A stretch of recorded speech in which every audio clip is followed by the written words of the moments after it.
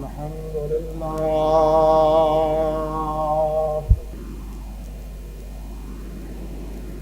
الحمد لله نحمده ونستعينه ونستغفره ونعوذ بالله من شرور أنفسنا ومن سيئات أعمالنا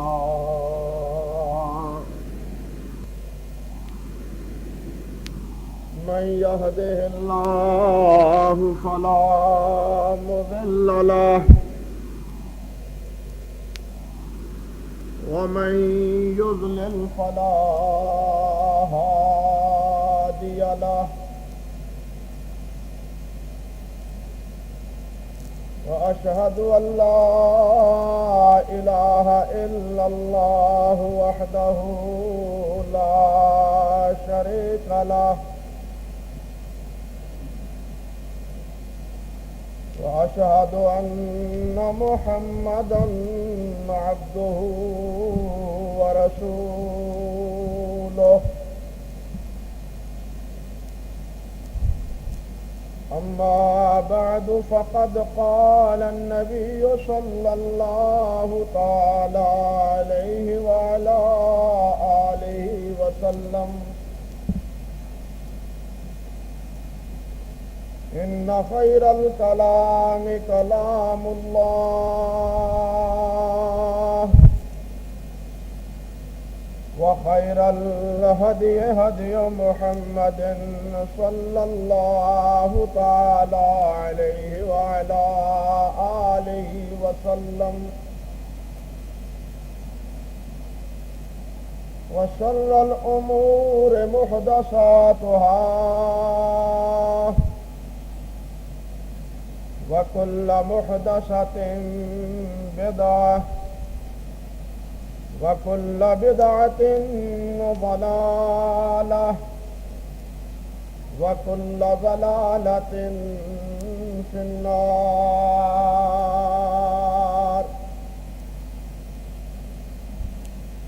اللهم صل على محمد وعلى آل محمد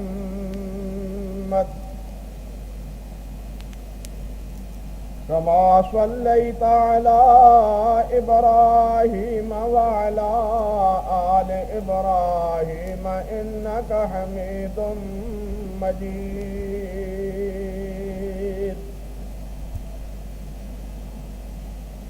اللهم بارك على محمد وعلى آل محمد كما باركت على إبراهيم وعلى آل إبراهيم إنك حميد مجيد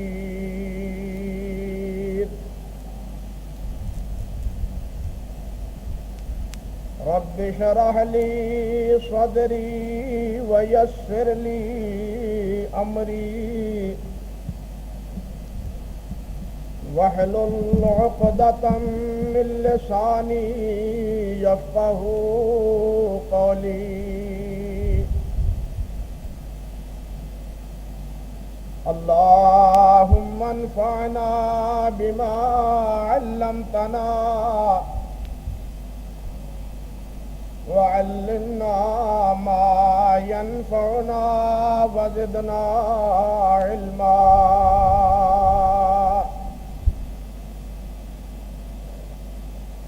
اللهم إنا نعوذ بك من علم لا ينفع ومن قلب لا يخشع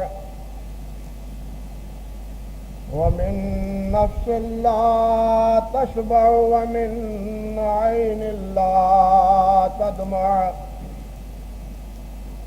ومن دعوات لا يستجاب لها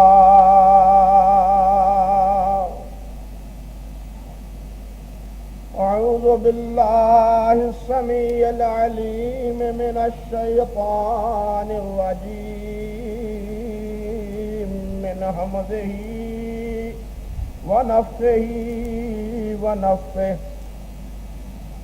بسم الله الرحمن الرحيم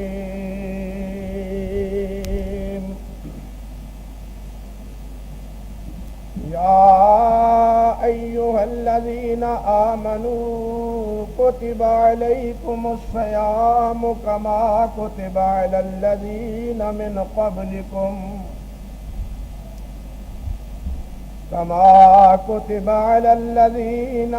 قبلكم لعلكم تتقون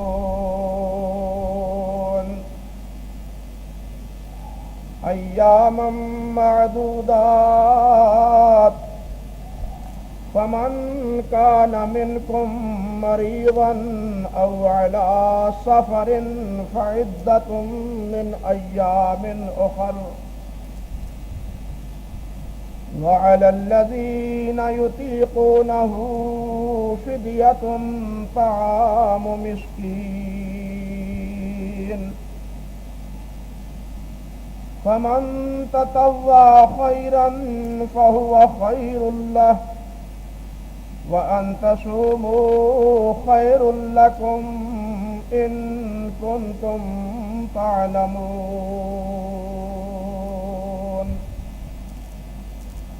سبحان ربك رب العزة عما يصفون وسلام على المرسلين والحمد لله رب العالمين.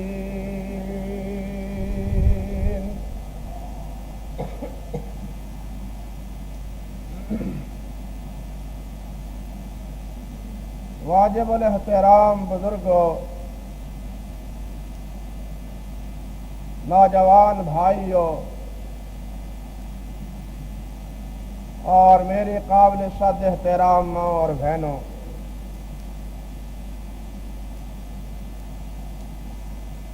اللہ سبحانہ و تعالی کا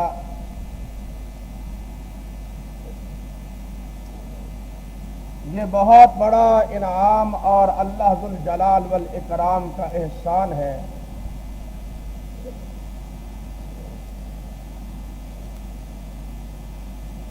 کہ زندگی میں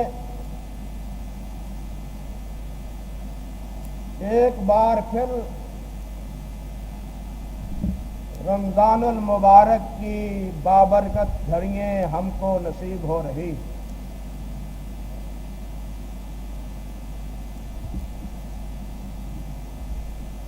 اپنے ارد گرد کا اور اپنے ماحول کا اندازہ لگائیں کہ دوران سال کتنے بھائی اور عزیز تھے جو اللہ کو پیارے ہو چکے، اور آج وہ قبروں میں پڑے ہوئے ہیں۔ ایک نہ ایک دن باری ہماری بھی آنے والی، اور معلوم نہیں کہ یہ باری کب آئے۔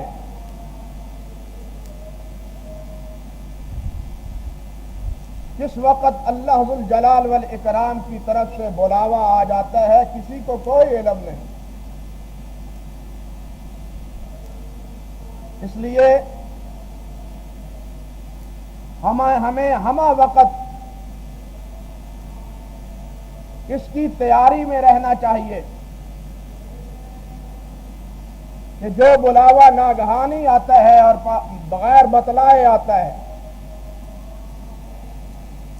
کہ کب آئے، کس وقت آئے گا تو وہ بہرحال یقینی طور سے، یہ نہیں کہ بوڑھے ہی سب سے پہلے اس مسئلے میں رکھے جاتے ہیں، وہ سب سے پہلے ان کا نمبر آتا ہے۔ بوڑھا ہو یا جوان ہو، مرد ہو یا عورت ہو، بیمار ہو یا تندرست ہو، جب بھی یہ بلاوا آتا ہے، وقت آتا ہے، تو پھر ایک لمحہ کی تاخیر نہیں ہوتی۔ اذا جاء اجلهم لا يستأخرون ساعة ولا يستقدمون،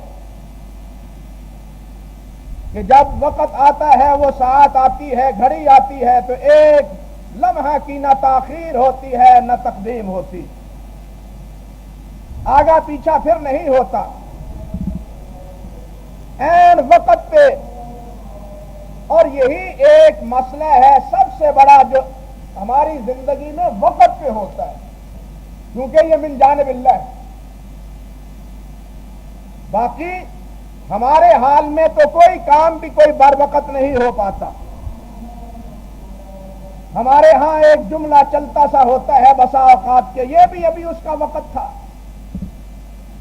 ابھی اس کا کوئی موقع تھا، اس نے ابھی دیکھا ہی کیا ہے کہ موت نے آ گھیرا۔ بھائیو، حقیقت یہ ہے کہ یہی اس کا وقت تھا۔ اس وقت سے نہ تقدیم ہو سکتی ہے نہ تاخیر ہو سکتی۔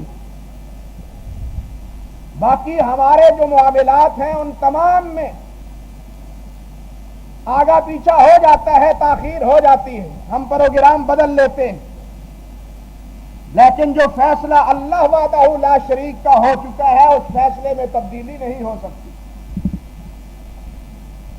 جب امر واقعہ یہ ہے تو پھر بھائیو ہمیں ہر وقت اس لمحے کی تیاری میں رہنا چاہیے،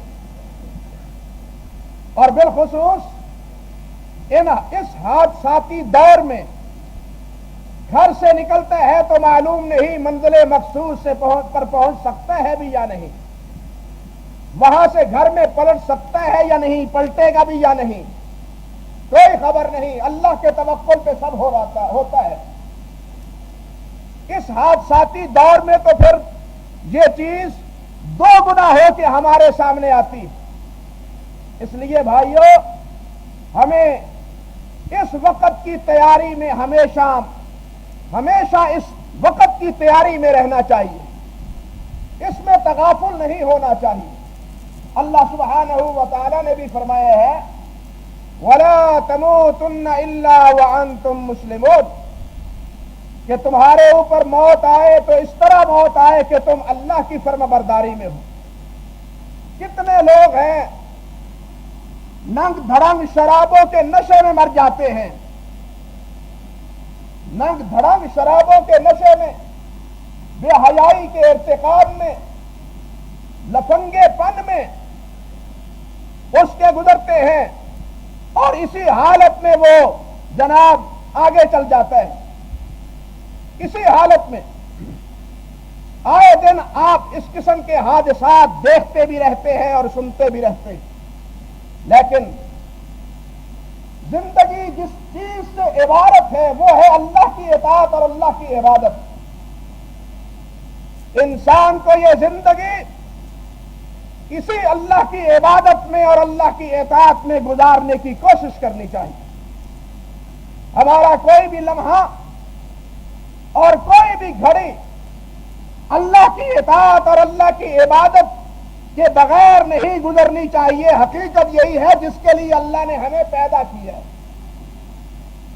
میرے اس جملے کا قطعاً مقصد نہیں کہ آپ کاروبار چھوڑ دیں،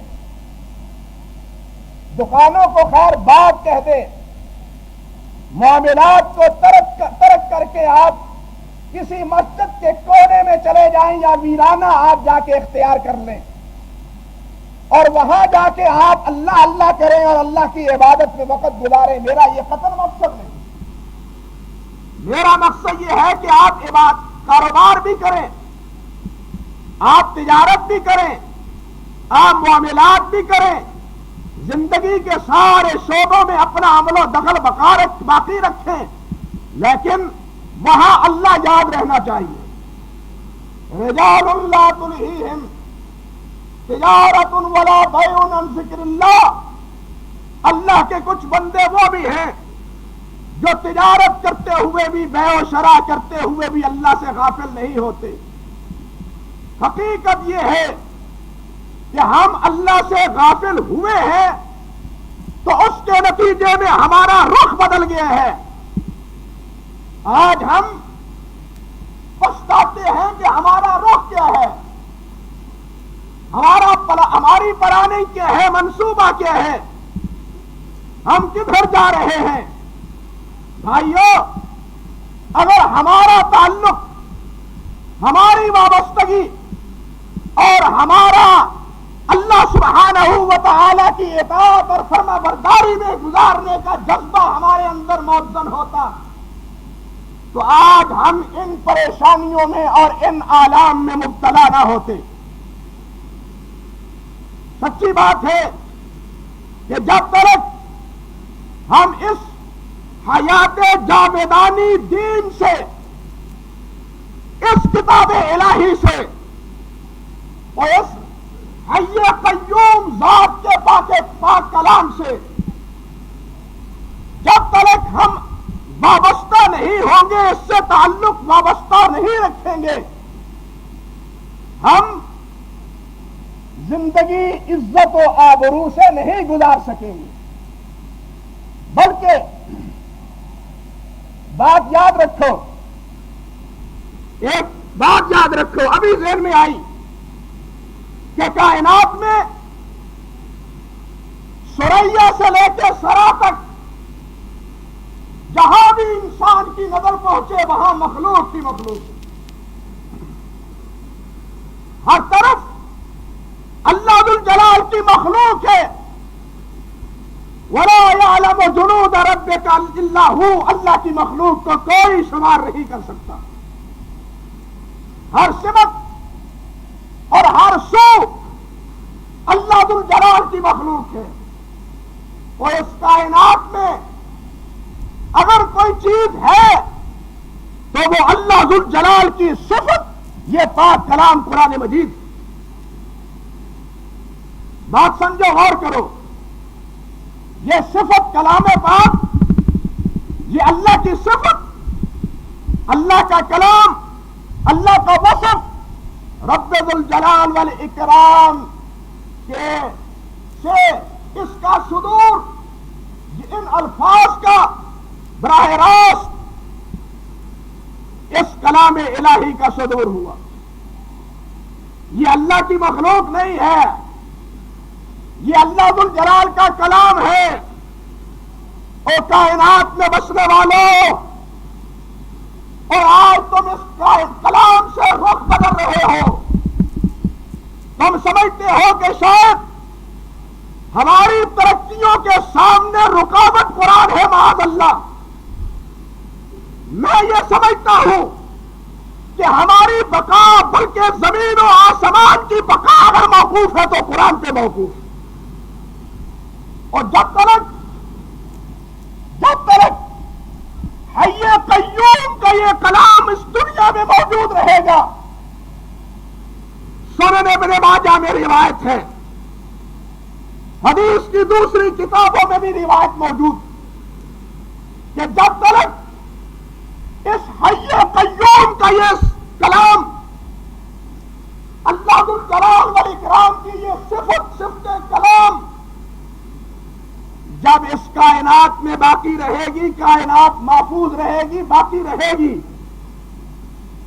اور جب یہ اللہ کا کلام قیامت کے قریب اس دنیا سے ناپید ہو گیا، ختم ہو گیا، تو پھر نبی علیہ السلام نے فرمایا دنیا بھی باقی نہیں رہے گی، دنیا بھی باقی رہے گی.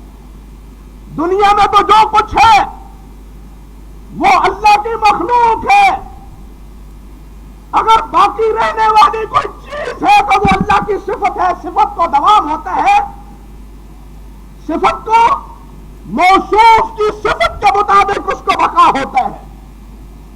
موصوف حی قیوم ہے یا نہیں، اس کی صفت کلام وہ بھی اس کو بھی بقا ہے اور اس کو بھی دوام ہے. اور جب تک یہ صفت اس کائنات میں باقی رہے گی اس وقت تک یہ کائنات باقی رہے گی. نبی علیہ السلام نے فرمایا کہ قیامت کے قریب یہ آرات تو ہوں گے اورات تو ہوں گے لیکن ان سے الفاظ محو ہو جائیں گے، الفاظ ختم ہو جائیں گے۔ یہ الفاظ اللہ کے بولے ہوئے ہیں، یہ اورات تمہارے بنائے ہوئے ہیں، میرے اورات کے بنائے ہوئے ہیں، کارخانوں کے بنائے ہوئے ہیں، یہ مخلوق ہے یہ اورات، لیکن اس کے الفاظ وہ کس کے ہیں؟ اللہ احکم الحاکمین کے الفاظ۔ جب قیامت آئے گی ہر چیز، ہر مخلوق، کل من علیہا فان ویبقی وجہ ربک ذو الجلال والاکرام، ہر ایک چیز فنا ہو جائے گی، بقا ہے تو اللہ وحدہ لا شریک کو بقا ہے۔ جب اللہ کو بقا ہے تو اللہ کی صفات کو بھی بقا ہے اور ان کو بھی تمام ہے۔ اب کائنات تو مٹ جائے گی، یہ زمین، یہ پہاڑ، یہ صحرا، یہ سمندر، یہ دریا اپنی حالت بدل دیں گے، یہ آسمان ٹوٹ پھوٹ کے گر جائے گا، یہ ستارے اور یہ سورج اور یہ چاند ریزہ ریزہ ہو کے فضا میں بکھر جائیں گے، کائنات عالم بالکل درہم برہم ہو جائے گی۔ مخلوق جو تھی، بات سمجھو، جو مخلوق تھی اس میں تغیر آئے گا، تبدیلی نہیں آئے گی تو اللہ کی صفت میں نہیں آئے گی۔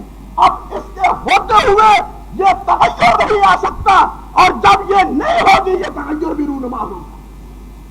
تم اس کے پیچھے پڑے ہوئے ہو،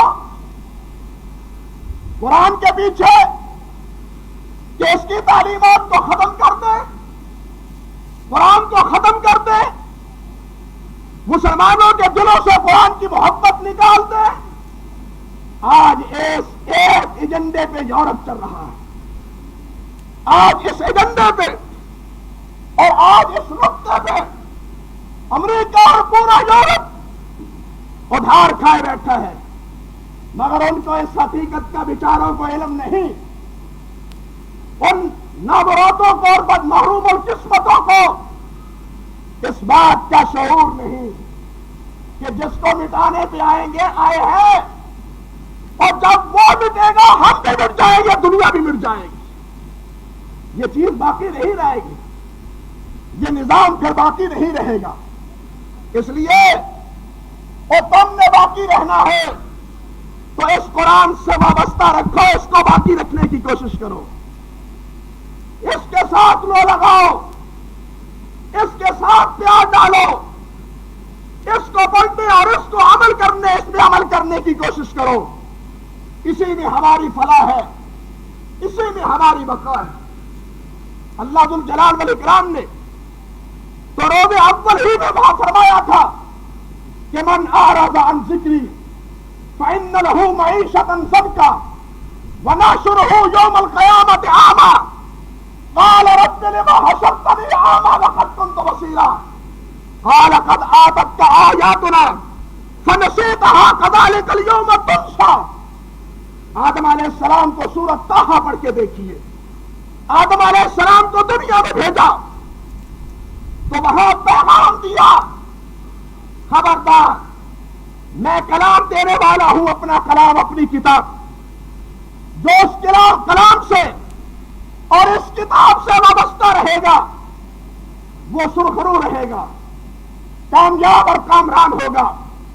ومن اعرض عن ذکری فإن له معیشة ضنکا ونحشره یوم القیامة اعمی، اس کی معیشت تنگ کر دی جائے گی اور مال و زر ہوتے ہوئے بھی خوف انسان کے دل میں رہے گا، بلڈنگیں ہوتے ہوئے بھی، محلات ہوتے ہوئے بھی، کارخانے اور ملیں ہوتی ہوئی بھی، معیشت میں انسان تنگی، یہ بھی ابھی کم ہے، یہ بھی ابھی کم ہے، یہ بھی ابھی کم ہے، اس کی کمی ختم ہی نہیں ہوگی۔ الہاکم التکاثر کی بیماری میں تم مبتلا ہو جاؤ گے۔ بڑھو، مال میں بڑھو، مال میں بڑھو، جتنا ہے اس کو کم سمجھتے ہیں اور آگے بڑھنے کی کوشش کرتے ہیں۔ فرمایا اس کی معیشت تنگ، وَنَحْشُرُهُ يَوْمَ الْقِيَامَةِ أَعْمَىٰ، اور قیامت کے دن ہم اسے اندھا اٹھائیں گے۔ اللہ اکبر، اندھا اٹھائیں گے میدان معاشر، سن لے، میدان معاشر میں اندھا۔ اللہ معاف فرمائے، جہاں کوئی پرسان حال نہیں ہے، ساری انسانیت موجود، ساری انسانیت، اور یہ پتنگے کی طرح اڑتا ہوا، پتنگے کی طرح ڈاواڈول، معلوم بھی نہیں کدھر جا رہا ہے، لیکن اس حالت میں اگر نابینا ہو، اس حالت میں اگر نابینا ہو تو کیا انجام ہوگا؟ یہ پکارے گا رب لما حشرتنی اعمی وقد کنت بصیرا، اللہ میں اندھا کیوں ہو گیا؟ میں تو دیکھتا تھا، میں تو دانا بینا تھا، نظر آتا تھا مجھے پہلے، اب اندھا کیوں ہوا؟ میرا رب فرمائے گا میری آیات تیرے پاس آئی، میرے احکام تیرے پاس آئے، میرا کلام تیرے پاس آیا، لیکن تو نے میری آیات کو بھلا دیا، آج ہم نے تم کو بھلا دیا، تم کو ہم نے بھلا دیا، جاؤ جہاں جاتے ہو، بھٹکتے پھرو، اللہ محفوظ فرمائے۔ یہ نتیجہ ہوگا آخرت میں اور دنیا میں بھی، جو قرآن سے بھٹکتا ہے، قرآن سے وابستہ نہیں ہوتا، اس کی زندگی اطمینان اور سکون سے نہیں گزرتی۔ قرآن سے وابستہ ہے، غریب بھی ہے تو رات کو الحمدللہ کہہ کے اطمینان سے سوتا ہے۔ قرآن سے وابستگی نہیں، کروڑوں نہیں اربوں کا بینک بیلنس ہونے کے باوجود وہ اطمینان کی نیند نہیں سوتا، گولیاں خواب آور کھا کے سوتا ہے بیچارہ، ڈاکٹر اس کو اس کی مرضی کے مطابق کھانے نہیں دیتے، پینے نہیں دیتے، ہاں آرام سے جناب وہ کسی جگہ سفر کرنے کے قابل نہیں، اطمینان سے، جس طرح ایک عام آدمی اطمینان سے سڑکوں پہ آتا جاتا ہے، اس کے لیے سڑکوں پہ آنا جانا بھی مشکل بن جاتا ہے۔ یہ زندگی وسیع ہونے کے باوجود اس کے لیے تنگ محسوس ہوتی ہے، میمنا میسرا 2-2 4-4 گھاٹ نہ ہو تو وہ 2 قدم چلنے کے لیے اپنے آپ کو آمادہ نہیں پاتا۔ بتلائیے یہ اس کی معیشت اور یہ اس کی زندگی، گھٹن اس میں نہیں ہے تو اور کیا ہے؟ یعنی اس میں تنگی ہے یا نہیں ہے؟ ہم سمجھتے ہیں وہ قارون کی طرح جس کو اللہ نے مال دیا تھا، مال و دولت کی فراوانی میں نکلا تو کہنے والوں نے کہا کہ کاش اس جیسا ہمارا بھی مال ہوتا۔ اللہ نے فرمایا وَقَلْ وَلَوْوَانو، اور جس قسم کا اس کو پاس مال ہے اس سے تو پناہ مانگو، ابھی دیکھو اس کا انجام کیا ہونے والا ہے۔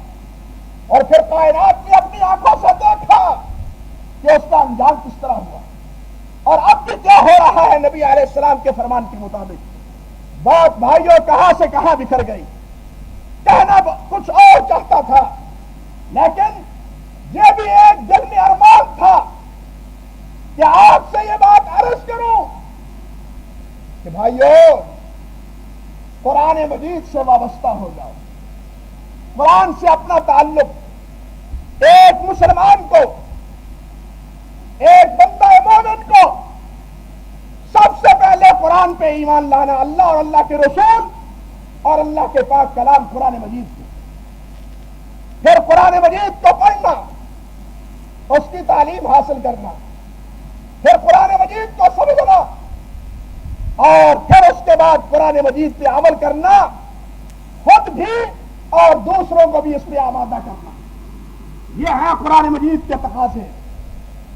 سمجھیے قرآن مجید پہ ایمان لانا کہ یہ اللہ کا کلام ہے، یہ اللہ کا کلام ہے۔ اسی ہفتے میں کاش کے اقبال کے گھر یہ جاوید نہ جمتا اور اس کا نام جاوید نہ ہوتا، کچھ اور ہوتا۔ آپ نے شاید خبر پڑھی جس میں اس نے یہ ہرزہ سرائی کی کہ یہ حدود اور یہ احکام انسان کے بنائے ہوئے ہیں، انسان کے، معاذ اللہ ثم استغفر اللہ۔ اور مشرف کو مخاطب ہو کے کہتا ہے کہ مشرف صاحب تم جس روشن خیالی کی تبلیغ کر رہے ہو اور دعوت دے رہے ہو، بتلاؤ اور روشن خیالی تمہارے زبان پہ ہے، حدود آرڈیننس کو تم نے منسوخ کیا ہے یا نہیں کیا؟ جب تک اس کو منسوخ نہیں کرتے اس وقت تک یہ تیری روشن خیالی کا دعویٰ ہم اس کو بھی فرار سمجھتے ہیں۔ اللہ اکبر! اور خبر سمجھے ہے کوئی کیا بات اس مشرندے نے کہی، شرابی نے کہی، اس بدماش نے کیا بات کہی؟ میں نے تبھی کہا کہ اقبال کے گھر شاید یہ نہ پیدا ہوتا، نہ ہوتا تو اچھا تھا۔ اقبال کو بھی بدنام کر کے چلا گیا ہے۔ کہتا ہے کہ یہ تیری روشن خیالی، اس وقت ہم اس کا اعتبار کریں گے جب آئین سے حدود آرڈیننس کو منسوخ قرار دو گے، اور مجھے بتلاؤ کہ یہ حدود کس کے متعین کیے ہوئے ہیں؟ کسی انسان کے ہیں، کسی پارلیمنٹ کے ہیں، کسی صدر یا وزیر اعظم کے ہیں؟ اور اللہ کے بندو، یہ حدود اپنے پاک کلام میں اللہ سبحانہ و تعالی نے متعین کیے ہیں یا حدیث پاک میں محمد مصطفیٰ نے متعین کیے؟ یہ کسی انسان کے تو نہیں بنائے ہوئے، یہ کسی پارلیمنٹ نے تو اس کو متعین نہیں کیا۔ قرآن نے کیا کہا؟ السارق والسارقۃ فاقطعوا ایدیہما، چور مرد ہو چور عورت ہو دونوں کے ہاتھ کاٹ دو۔ بتلاؤ یہ کس کا حکم ہے؟ انسان کا ہے؟ انسان کا ہے؟ حدود آرڈیننس کو منسوخ کر دو، کیا مطلب؟ اللہ کا یہ حکم کہتا ہے کہ یہ تو انسانوں کو بنایا ہوا ہے، معاذ اللہ ثم استغفر اللہ۔ قرآن نے کہا کہ الزانی والزانیہ، زانی ہو یا زانی مرد ہو یا عورت ہو، دونوں کو فجلدوہما مئۃ جلدہ، 100 کوڑے لگاؤ، اور تمہارے دلوں میں اس کے بارے میں کوئی نرمی پیدا نہیں ہونی چاہیے۔ قرآن نے کہا السن بالسن والعذر بالعذر والعین بالعین، دانت کے بدلے دانت، کان کے بدلے کان، آنکھ کے بدلے آنکھ۔ یہ حدود متعین کیے ہیں تو کس نے کیے ہیں؟ رب ذوالجلال والاکرام نے متعین کیے ہیں۔ لیکن یہ بدماش کہتا ہے کہ انسانوں کے بنائے ہوئے یہ قانون ختم کر دو، ورنہ تمہاری روشن خیالی اور روشن ضمیری ہم اس کا اعتبار نہیں کرتے۔ اللہ کے لیے سمجھو کہ یہ لوگ ہمیں کس طرف لے جانا چاہتے ہیں۔ قرآن سے ہمارا ناطہ اور قرآن سے ہمارا تعلق یہ کس طرح توڑوانا چاہتے ہیں۔ اگر اس کے دل میں یہ ابھی بات نہیں آئی، صرف روشن خیالی کی آئی ہے، تو یہ مشتندے انگلیوں سے کہتے ہیں یہ بھی ایک کام تمہارا کرنے والا ہے، یہ بھی ایک ابھی تمہارا کام کرنے والا ہے۔ انا للہ و انا الیہ راجعون۔ بھائیو، جب یہ قرآن تھا، سمجھو اور مجھے بتلاؤ، تاریخ میں اتر جاؤ، عرب کی عجم کی اس دور کی تاریخ کو پلٹو، اس کے آرات کو پڑھو، بتلاؤ کہ اس دور میں کون سی خباثت تھی جو عرب معاشرے میں نہیں پائی جاتی، کون سا عیب تھا، اور کون سا ان کا طور اطوار تھا جو انہوں نے اختیار نہیں کر رکھا تھا۔ ان میں نیکی اور بھلائی کے عناصر ہی کتنے تھے، مگر بتلاؤ کہ وہ جو مکے سے روانہ ہوتے تھے، راستے میں لک جانے کی انہیں فکر دامنگیر رہتی تھی۔ جب ہم نے فرمایا ابھی ایک دور آئے گا کہ ہیرا سے ایک عورت چلے گی اپنے پورے تابانی میں اور پورے اپنے زبائش میں زیور پہنا ہوا ہوگا، اور تن تنہا چل کے یمن سے وہ کہاں آئے گی؟ جہاں حجاز میں پہنچے گی، مکہ اور مدینہ، مکہ مکرمہ میں پہنچے گی، دور سے چلتی۔ ابھی نے کہا حضور وہ راستے میں بنو طے کے ڈاکو اور لہزن وہ کہاں جائیں گے؟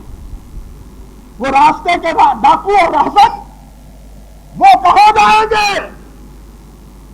نبی علیہ السلام نے فرمایا علی قرآن کی تعلیم پھیلے گی، تو سرزمین عرب میں نہیں عجم میں بھی مخزن اور ڈاکو نہیں رہے. مجھے بتلاؤ کہ اس پرتیج معاشرے میں امن کا علم بلند کس نے کیا ہے؟ امن کی دعوت کس نے دی؟ معاشرے میں امن کس طرح بحال ہوا؟ انسانی ہمدردیاں کس طرح پیدا ہوئی؟ وہ جو ایک دوسرے کی عزت و آبرو ختم کرتے تھے، ڈاکے ڈالتے تھے، قتل و غارت کرتے تھے، بتلاؤ وہ ایک دوسرے کی عزتوں کے محافظ کس طرح بن گئے؟ وہ ایک دوسرے کی عزت و آبرو کے محافظ کیوں کر بنے؟ وہ کسی دوسرے کے مال کے محافظ کس طرح بنے؟ اپنے ہی نہیں، دوسرے کے مال کے بھی، دوسروں کے ہمدرد اور دوسروں کے بہی خواہ وہ کس بنا پہ بڑے تھے؟ بتلاؤ تو صحیح، غور تو کرو. وہ تھا محمد مصطفیٰ کی صحبت اور قرآن مجید کی تعلیمات. قرآن کی تعلیمات کی بدولت اور محمد مصطفیٰ صلی اللہ علیہ وسلم کی صحبت اور آپ کی مصاحبت کی بدولت.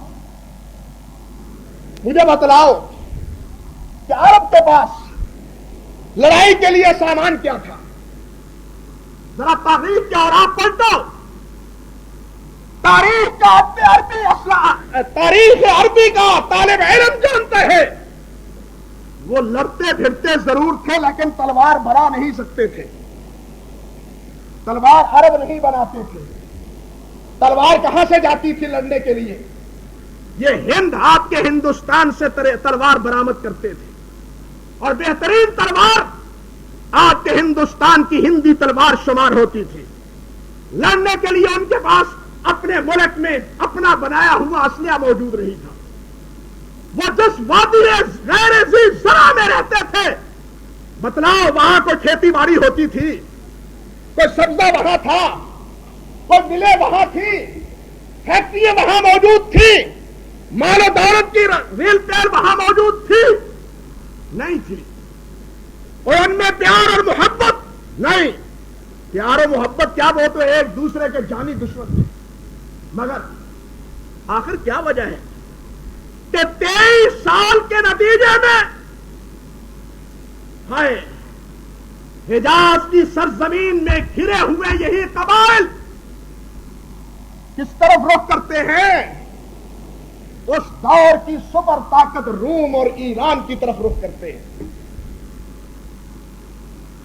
سوچو تو صحیح کہ جو آج سے چند سال پہلے نہ اسلحہ میں خود کفیل، نہ خوراک میں خود کفیل، نہ انڈسٹری کے اعتبار سے ان کے ہاتھ کپڑا بننے کی، لباس بنانے کی، اشیاء تیار کرنے کی کوئی فیکٹری موجود، درآمد و برآمد کا سلسلہ ان کا منقطع، کھانے پینے کے ذرائع صرف شام اور ایران کے راستے پہ تجارت کی بنیاد پہ تھے، اور تیسری کوئی چیز اور موجود وہاں نہ تھی. مگر سوچو اور بتلاؤ کہ آنن فانن قوموں کی زندگی میں کوئی 20-25 سال کا عرصہ کوئی زیادہ عرصہ نہیں ہوتا قوموں کی زندگی میں. اب 25 سال یا 20-25-30 سال کے عرصے کے بعد یہی نہتی قوم جن کو وہ بھی صحرا کے بدو کہتے تھے، جن کو وہ بھی صحرا کے بدو کہتے تھے، اور انہوں نے ایران کا رخ کس طرح کر لیا، روم کا رخ کس طرح کر لیا. کیا قوت تھی، کیا طاقت تھی، کیا سپرٹ تھی ان میں. اب کیا معجزہ رونما ہوا؟ اب کیا وہ وادیاں سونا ابلنے لگی تھی؟ وہاں اسلحہ بننے لگا تھا؟ کیا تھا وہاں؟ کچھ نہیں تھا. صورت اسی طرح تھی جو پہلے تھی. صرف ایک بات تھی کہ اس قوم نے اپنے اللہ کے کلام سے اپنے آپ کو وابستہ کیا، محمد کے دامن سے اپنے آپ کو وابستہ کیا صلی اللہ علیہ وسلم. تو نتیجہ یہ ہوا کہ وہ صحرائے عرب سے نکل کے عجم تک، اور عجم بھی روم اور ایران وقت کی سپر طاقتوں سے ٹکرائے اور انہیں پاش پاش کر دیا. یہ کس نتیجے میں ہوا ہے؟ اس قرآن کی بدولت ہوا، جس کو آج بدقسمتی سے مسلمانوں کے ذہن میں ڈالا جا رہا ہے کہ تمہاری پستی کا سبب قرآن ہے، تمہارے پیچھے رہ جانے کا سبب قرآن ہے، تمہاری ترقی نہ کرنے کا نتیجہ قرآن ہے۔ اعوذ باللہ من الشیطان الرجیم۔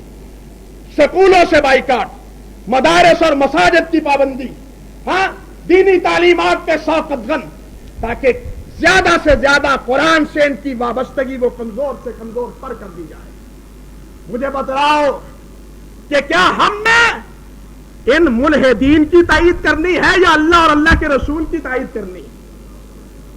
کن کا ہم نوا بننا ہے، کن کا ساتھی بننا ہے، اور کن کے پلڑے میں بننا ہے؟ محمد مصطفیٰ کے پلڑے میں، قرآن پاک کے پلڑے میں۔ ہم نے ملحدین کے پلڑے میں، ہم نے امریکہ اور یورپ کے پلڑے میں، اور جن کے بارے میں آپ شب و روز رب سے دعائیں کرتے ہیں کہ غیر المغضوب علیہم ولا الضالین، اب اس کے بعد بھی آپ ان کے پلڑے میں پڑیں تو پھر یہ دعا پڑھنا یا چھوڑ دیں یا ان کے پلڑے میں پڑ جائیں۔ ایک ہی راستہ ہے، نہ پڑھیں یہ دعا۔ کیوں آپ ان کو کہتے ہیں کہ غیر المغضوب علیہم ولا الضالین؟ کہ یہ جناب مغضوب ہیں، ان پہ اللہ کی لعنت ہے، اللہ کی ان پہ پھٹکار ہے۔ اور اب ہم تو اس فکر اور کوشش اور پشیمانی میں ہے کہ ان ملعونوں کے ساتھ کسی نہ کسی ہمارا دست پنجہ ہو جائے، سمجھے ہیں بات؟ کسی نہ کسی صورت دست پنجہ ہو جائے، میل ملاقات ہو جائے، روابط پر جائے۔ اور قرآن نے کیا کہا؟ قرآن نے کہا لَتَجِدَنَّ عَدَاوَةً لَتَجِدَنَّ عَدَاوَةً، سورت مائدہ کو، اور سورت 7واں پارہ نہیں 6واں پارہ ختم ہو رہا ہے، 6 پارے کی آخری آیت قرآن کہتے ہیں لَتَجِدَنَّ أَشَدَّ النَّاسِ عَدَاوَةً لِلَّذِينَ آمَنُوا الْيَهُودَ۔ بتلاؤ اور عرش رب عرش عظیم کو سچا مانے یا اس فریب کار قوم کو سچ مانے جو آج ہمیں دھوکے میں مبتلا کر رہی ہے کہ ہم تمہارے بہی خواہ ہیں، ہم تمہارے خیر خواہ ہیں۔ ہنود و یہود کی طرح وزن بھی ایک، عقیدہ اور فکر بھی ایک، دونوں کا وزن بھی ایک، یہود و ہنود کا عقیدہ اور فکر بھی ایک۔ ہائے میرے اللہ، لیکن ہماری تمام ترتگو آج ہندوؤں کے ساتھ ہے، یہودیوں اور نصارہ کے ساتھ ہے۔ مسلمانوں کو تو اپنے ہاتھ سے ان کے ہاتھ فرشتے دے دے کے ان کو کشتنی بنائے جا رہے ہیں، ان کو قتل کروائے جا رہے ہیں، اور کہتے ہیں کہ یہ مفسد ہے، یہ منتہا پسند ہے۔ بتلاؤ کائنات میں سب سے پہلے انسانیت کی بربادی کا سبب کون بنا تھا؟ کون نہیں جانتا کہ جنگ عظیم ثانی میں امریکہ نے کیا گل کھلائے تھے؟ بتلاؤ اور سوچو، سب سے بڑا دہشت گرد اور بدماش وہ ہے یا نہیں؟ قرآن نے ہمیں خبردار کیا لَتَجِدَنَّ أَشَدَّ النَّاسِ عَدَاوَةً لِلَّذِينَ آمَنُوا الْيَهُودَ۔ اب قرآن کو مانتے ہیں تو اعتبار کریں یہودی ہمارا سب سے بڑا دشمن ہے۔ ثُمَّ وَالَّذِينَ أَشْرَكُوا، دوسرے نمبر پہ یہ غنود اور مشرک، یہ سب سے بڑے ہمارے دشمن ہیں، جن کو قرآن نمبر اول دشمن کہتا ہے۔ آج ہم اس سے بڑی بے قراری میں، اس کے ساتھ بڑی بے قراری میں کیا ہے، معانقہ کرنے پہ ادھار کھائے بیٹھے ہیں۔ بتلاؤ قرآن کو ہم نے کیا مانا ہے؟ قرآن کی تعلیمات کو ہم نے کیا سمجھا؟ اللہ سبحانہ و تعالی ہمیں سمجھ عطا فرمائے۔ جب تک اپنے اندر یہ حمیت اور یہ غیرت پیدا نہیں کرو گے، میں ایک بات عرض کرتا ہوں، مسلمانوں کو کہتے ہیں کہ مسلمان انتہا پسند ہیں۔ جتنا انتہا پسند یہودی اور ہندو ہے کائنات میں، اور تیسرا مذہب اتنا انتہا پسند نہیں، جتنا انتہا پسند یہ ہے۔ وقت نہیں ہے کہ میں آپ سے عرض کروں کہ عقیدے کی بنیاد پہ، اپنے ملک کو تحفظ کی بنیاد پہ جتنے انتہا پسند یہ دونوں ملک واقع ہوئے ہیں کائنات میں، اس तख्तिए हस्ती है, तख्तिए हर्ष पे, और तीसरी कौम इतनी हरीस और इतनी मफाद परस्त जो है वो साबित नहीं, वो नहीं बनी। जितनी हुनूद मुसलमानों के मुकाबले में, जितनी ये हुनूद और जितने यहूद, लेकिन हम इन दोनों से मोहब्बत करने वाले हैं, दोनों से मोहब्बत करने वाले हैं। अल्लाह तू गवाह रहना, हम ये फकीर उनसे मोहब्बत का दिल में कोई दाया नहीं रखते। अल्लाह हम सिर्फ तेरे हुक्म की बुनियाद पर समझते हैं कि ये दोनों कभी मुसलमानों के बही खा और खैर खा नहीं हो सकते। ये तो तुम्हारा गला काटने के लिए तुम्हारा पानी बंद कर रहे हैं, और पंजाबी में कहते हैं जिसका भूखा पानी बंद कर दिया जाए उसकी इससे बढ़ के और क्या दुश्मनी होगी। जिस पाकिस्तानी को मालूम नहीं कि हिंदुस्तान तुम्हारा पानी बंद करने के पूरी कोशिश में मसरूफ है या नहीं है? जो तुम्हारा पानी बंद करने के लिए मसरूफ है तब वो दोगे। तुम्हें पानी की एक